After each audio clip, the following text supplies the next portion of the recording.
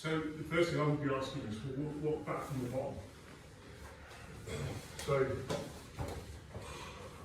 to me it's like the Upa is the key. And you need to Upa before that second hand drops. So, you know, from the very beginning, I don't think anyone should be waiting on the bottom. This position is bad enough. So, as he comes on top, he puts the hand in the collar. 1, 2, I'm already here. And if he doesn't go, but the more I try and do the Upa and go right up with him, the harder it's going to be for him to counter the hip escape if he manages to deal with the Upa. So I want the Upa to be perfect. I don't want to be waiting for him. Because the minute he puts that, he goes right hand collar in, left hand down, we're now in the realms of problems. Because he's posting into the lines he can't defend. Or that is most difficult to defend.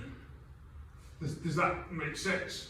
I need to defend that. So if he goes right collar in, this piece of space, I've got to defend this space. And then you can just adjust the thing, Phil.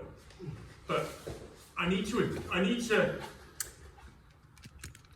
you got it? Yeah. I need to defend. The minute that right hand goes in, I've got to defend the skinny X. Because once that lands now, he's into position where, you know, I try and bridge, this is going to be, I mean, it's not impossible, but the problem is every time he drops his elbow, yeah, just doing this stops me turning. It stops my chin turning. And if I open up to turn my chin, he gets on my throat. Yeah. So to me, it's a grouping sequence, right? So it's here, he goes to put the hand in, go.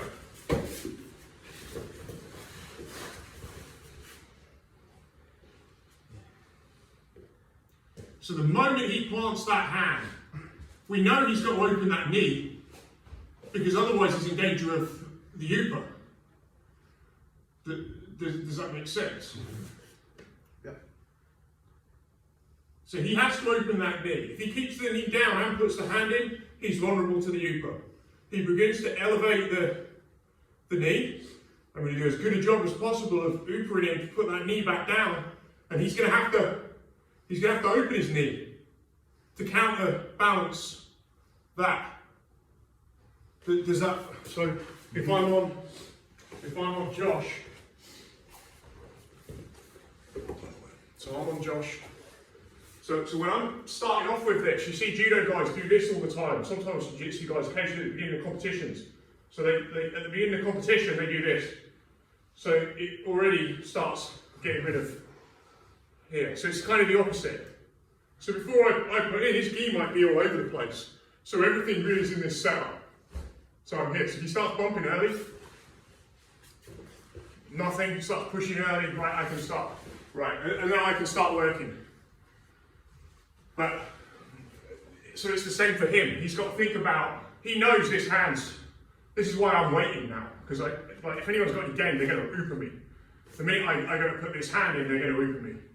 So I've got to think about, as I'm doing this, bringing this up. So I'm here. So if Josh Upas me now, so take your ear this way, yeah, and go over that. So now I start blocking. So now where's my weight? I've just put my weight here. So now he hip escapes. That's your hip escape. But the earlier you go and stop that left hand planting near your neck, the better. Because then he starts opening, he gets that planted, he can then start bringing this knee up as much as he likes. Because he has your neck. Yeah? Should we give that a go? Do you want to do it in rounds or do you want to do it just like 3 for 3? Let's do it 3 for 3.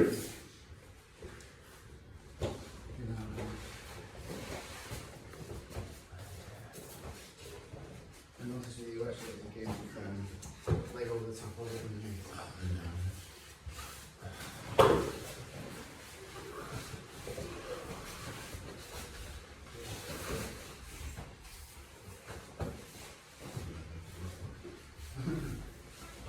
I think that's fine because not wait it that way. But